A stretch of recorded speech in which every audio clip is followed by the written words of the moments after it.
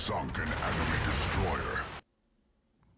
Hey team, it's Ripper here. Hope you guys are doing fantastic today. Got a cool second part video from the video I just posted, which is the Vampire 2 on Trap, but that was in the Trap in the north. We are now working Vampire 2 in the south, and more a gun turret role right here. You're pretty much posting up and shooting in the posted position. But anyways, before we begin, like, subscribe, bell button below. Appreciate all the support. If you want to see more of this content, or like the value, or you see value in this channel, I appreciate all the support. Like, subscribe, bell below, and put some comments in the below what we can do to get better. And as we get 2,000 subs, we're going to give away a free premium DD giveaway. Look forward to that. So let's get to it. So what do I mean by posting up and becoming a loiter gun turret sentry? I mean, that's exactly what the Vampire can do, and it's pretty horrendous of what it actually is capable of with its concealment and the crawling smoke, and it's just heavy gun power, and the torpedoes that can reach out to 12 kilometers. So really what this push looks like is I actually called for the DDs to stay together, which I think DDs moving together in mass is very important, especially on this map.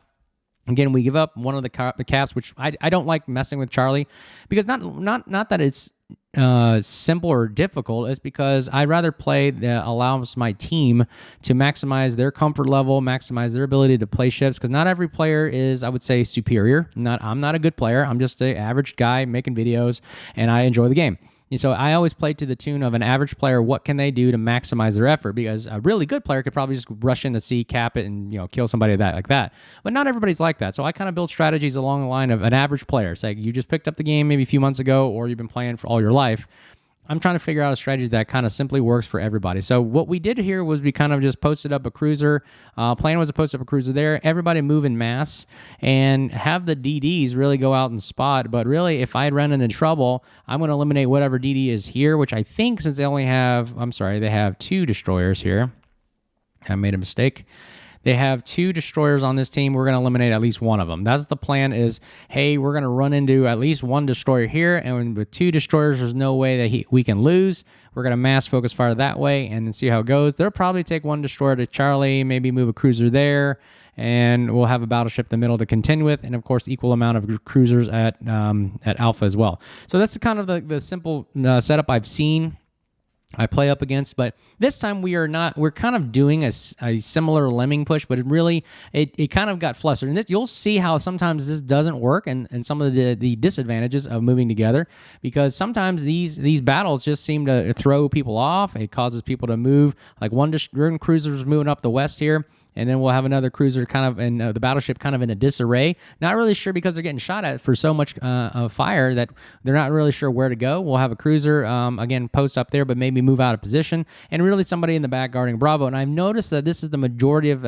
what people do on this map, Trap, at Bravo. It's very difficult to come in from the south, because what do I mean by that? Is because it's really hard to push this flank right here. So as soon as you get right there, it's a long drive to the west, and you can't go through this island. At least over here at Alpha Cap, they have the option of pushing through right there. That's the way I've seen it. They have options of going through this cap. They have the option of turning around if they need to. They have this island for cover. Over here at Bravo, I mean, you can't go through this island. That's a no-no, right? You can't do that. So the only other option is go through here, and then there's a very good or very bad spot to be torped at or get shot at through this channel. And really, look, there's nowhere else to go other than just straight north, or you're just going to go to the south right here, and you're going to get broadsided. So it's as you can see, very difficult to lemming push from Bravo. And you can see that as the battle progresses, I think I just had to make a decision, just loiter at Bravo. And so what we're going to do is we're going to just loiter constantly at Bravo and just keep the fire going, draw enemy fire, send torpedoes through Alpha, see if we can burn down as many cruisers as we can, and just hold. And just let my team develop while we're taking all the shots, while we're also putting down heavy gunfire down into the Alpha point, and just kind of keep them occupied as best we can so we can get our ships to move in position, all while burning down as many radar cruisers as we can. And they'll probably take Charlie and then push through. I mean, and you're going to see it even from Charlie. Again, like I said, these are fatal funnels. It's very difficult to push from Charlie, because you can see all of our ships right here are in mass. All they got to do is turn the guns and point them to this direction, and then you have basically superior firepower that way. So again, very, very difficult to defend against in that regard, and it's very difficult to push into Bravo, I've seen from Alpha. That's why I normally try not to do it direct head-on, and usually try to do the flank. So normally, I think from Alpha, they have the advantage of pushing the flank through Alpha this way. That's what I'm anticipating they do. And for us, really, The biggest push is coming, really splitting up and going through the channel here. Actually, sorry, going through the channel here, pushing straight into Alpha, and also using this to choke point and defend against any kind of push from Charlie. And you're going to see kind of this is the only really option that Bravo really has. The superior flanking this way is very difficult, long drive. Not much cover, because once you're out here, you're exposed. They at least have cover and little channels they can move in and out of. We can't really move here. We're stuck. Even if we decide to move in this channel and hold, where else are we going to go? I mean, you can only sit here and shoot so much, and then you got to go back this way because this is a big island, and it's hard to shoot over it or shoot through it. So really, it's very, very difficult that way, and I think that this is the best strategy, honestly, just to delay, hold, push at Bravo and see where it goes. So let's kind of see how it plays out for the map Trap coming in from the south with the Vampire 2. Okay, we're back here in the two-part series of the Vampire 2 on the map Trap. This time, approaching from the south, we're capping, as always, with our fellow destroyer Summers in tow, moving together as a pair and using as a cohesive unit to basically dogfight any destroyer that comes our way. We got the 12-kilometer torpedoes. That's a cool thing I like about the Vampire. This torpedo can really go out and reach somebody a little bit, just 2 extra kilometers compared to that of the Daring, its sister ship, but only has 1 rack, so you only get 1 salvo. The guns are really the bread and butter of the Vampire 2, with its superior concealment of 5.8 and the crawling smoked and the 5-kilometer hydro to really contest caps and bully DDs. So as you can see right here, we're just doing a slow roll push with our their backline battleships and cruisers. I thought that one of our cruisers would post up at Charlie. I think it turned out that they made a change at the last minute there, and they're probably turning back around to get better positioning. I think they were just spotted early and needed to reposition. But as you can see right here, Vampire 2 putting out a lot of hate. Notice we're just doing 360s right here, and especially dodging those torpedoes was a good thing. We popped our hydro to reveal those torpedoes ahead of time, so we don't get kind of like a cheap shot and right into us and lose that unnecessary damage. Again, we do not have heals like the Daring does. Vampire 2 is very, very vulnerable in that regard. It only has 23,300 health. And now we're just basically trying to start as many fires as we can. You can see we're drawing fire. We're the one that's the most juicy target out there for these radar cruisers. They love shooting at us rather than our teammates. And that's what we want to do. We want to take incoming fire and reduce the amount of fire going to our friendly ships. And we're also going to be starting a lot of fires. And that's what Vampire 2 really excels at, with an 8% fire chance. A little bit more if you start adding some of the fire flags. And you can see now the next person to push up. So you notice we're delaying push. We're just waiting. What are they going to do? And notice that the enemy team, most of the time, will actually have a player that makes a mistake, where you have this GK right here, which I think is a mistake in the sense of just pushing up with no support on his end. And really, he's just going to burn down, especially when you're pushing into 2 destroyers and a cruiser like a Janan or something that with heavy torpedoes and gun power. Very, very, I would say, not as smart, but again, I mean, this is World of Warships. Try out different things. But right there, he's just going to get farmed to death. And then again, this is the meta right now that's going on. And I don't like playing battleships anymore for this reason, because for this situation you're seeing right here, I mean, I can literally just sit there and farm you from crawling smoke that's lasting 54 seconds. You got the 3rd highest DPM in the ranked in the game, that is the Vampire 2. 3rd highest HE DPM for Tier 9 tier team and super ships, gun power. And you got the torpedoes coming at you right there. Look, I think, was that a blind shot at us? I think he took a blind shot at us. It's crazy. I mean, a lot of blind fire these days. People are really bold, and rather wasting their shots on a little DD fire and smoke, they'd rather take that rather than shoot at somebody that's more visible. And notice his guns are still pointed at me. I'm not sure what he's aiming at. He could be looking at somebody behind me. But we're just going to take as much damage as we can off this guy and just start as many fires. And we're up to 46,000 HP right there. We're taking a lot of power. We already lose one of our cruisers right there. He's just pushing. I think that was a mistake. Should have just stayed off and lingered in the bat, let the destroyers do a lot of damage. Notice I'm switching to AP here, and you just see some of the damage you can provide. Look at that, 2,000 damage if you get the nice, juicy superstructure hits right there. And that's why Vampire 2 also has very, very good angles and very strong AP. GK goes down, very good right there. We've eliminated their battleship, their heavy hitter. And now it's a little bit safer for us to push. We do unfortunately lose our Summers. Now we're on solo DD role-playing here, because now we're going to have to change our tactic. We can't lose and die ourselves to this enemy team, because we're the only destroyer left. And like I said, a destroyer player, if you want to be a good destroyer player, you have to survive the duration of the match, because you do everything. You are literally the person that is going to spot. You are the person that's going to kill other destroyers that are spotting for their enemy team. You're also going to be the one the gunboating. You're also going to be one torpedoing. You're also the one capping. Capping is a crucial aspect of this game, and not many cruiser battleship players are reluctant or want to push forward because they're scared of losing their health, or they just don't want to cap. So, I mean, you are literally, it's all up to you.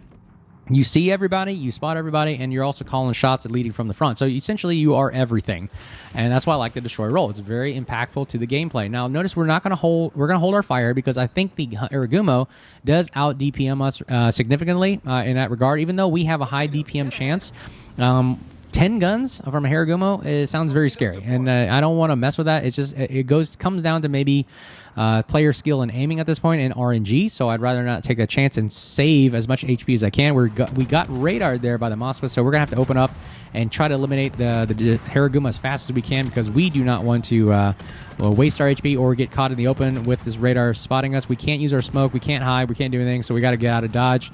Notice I fired those torps a long time ago. I had no idea where this Haragumo was going. I kind of just took the reticle, the predictive marker, and just fired right in a blind shot right into there, and then just spray and pray and see what happens. All while we'll still see if we can start a fire on the Moskva. We want to get, oh, and there it is. Splash one kill for the day. Lucky shot. Again, that's just pure luck of just, hey, where's this guy heading? Where am I going to go? And just put the reticle on the thing. And just pull the trigger and send it down range. And hopefully that, again, lucky shots always happen. I mean, you always want to be shooting, put something down range because you never know when you experience that moment where, hey, that lucky shot does help save the game. Starting to fire here on the Moskva. We're also bumping into our Puerto Rico. Not the wisest decision for us. We're just all over the place, but we got to get somebody out. We got to take out the Moskva at somebody. And there it is, Flash 2. He goes down. Moskva's out. No more radar on this side, I believe. And now we're going to see if we can... Oh, man, I hate those when we're sitting in smoke and we're just taking and receiving blind fire shots just because someone's right next to us. I hate those moments. Let me know in the comments below if you experience that. Very, very frustrating when you're just trying to just avoid as many shots as possible and your buddy is just right up next to you and you just take the incoming shots intended for him and you just absorb it as well. Again, hey, we're a DD player. We're absorbing as many shots, decoying or distracting the enemy team rather than our teammate. And I think that's, I forgot what that cruiser is that's hiding. I can't see it right off the top of my head. I don't think that's a radar, but I know the Hindenburg doesn't have radar, so I think it's so clear for us to push. We're going to slow down, keep our smoke in, and switching to, I believe, if it's a broadside cruiser, you want to switch to AP and get as much damage as possible. Look at the reload rate on these guns, 1.6. You mean you're going to get a lot of damage. Ooh, takes a nice hit on. I mean, this is really going to be easy for us. If we can get this, he's down to so much, he's down to his low health point, and now all we got to do is just land these shells. Notice he's angling away, so I just put the reticle slightly above his hull line, and I'm connecting with those shots, and boom, splash 3. Vampire with a 3rd kill goes down the Hindenburg, and now it looks like we've kind of evened up this game so that we can go cap Bravo and basically everybody else pushing forward to Alpha. Notice the enemy team is now running away. Now, again, the enemy team had the advantage by taking 2 caps, just like I've always said. Like, the north side is the advantage of moving, either flanking Alpha Bravo or taking Alpha Charlie. I think it's a little bit easier on that side. But the problem is, if you do lose all your ships just by you poor positioning or just being a little aggressive, now it kind of, again, opens up the fact that it's not who caps first, it's who can hold and survive the longest. So, we survived the longest, and we can now go and cap the points and hold them longer than the enemy team. And that's what I always said. Don't rush into your death. Don't rush to your death as a destroyer player. Kind of just get the easy cap first, sit, spot, and watch, and determine where the enemy team is so you can make a more constructive and educated decision as to where to place your position so that you don't just throw away your ship or you just sacrifice a lot of health just because you had a bad broadside or bad position or just bad movement altogether. But we're going to go ahead and cap Charlie Point. Alpha looks like it's going to be overwhelmed by our GK and our Stalingrad, which has radar in support. The Puerto Rico here survived just okay. Puerto Rico is also a great ship. Hopefully they bring it back on the dockyard event. And right now, I'm anticipating this other destroyer player to either come back to Alpha or come through this channel, so I'm keeping my guns facing in the proper direction. But the nice thing about the Vampire that the guns are the back turret is 360, so I can move over left and right and not have to worry where the gun turret's going to be, similar to what of the Daring. Front gun turrets obviously have very great angles, but they're not 360. They're just really in a good position. The front gun turrets are there to aim at whatever's in front of us. So normally we're always shooting in front, right? There it is. Actually, we spot the destroyer out in the distance, so we are not worried about getting flanked from the north. So we're going to go ahead and push in and support the rest of our team right here and pretty much wrap up the game. 94,000 kill or damage with 3 kills on the map trap, and you can see we've capped this point, and we're going to slow roll back those points. Even though they're leading by a number of points, if we can kill all their team, that means that we can win that way as well. So again, it's all about lasting long. Look how much health we have left. Literally only a few, several hundred here, a health point, and that's just enough to keep us alive, to keep the game going. And like I said, you have to learn how to last and keep your ship lasting till the survivor and the duration of the match, so that you can be some kind of effective force for your team, whether it be gunboating, DD hunting, spotting, torpedoing, anything you can do to add value to your match and your game.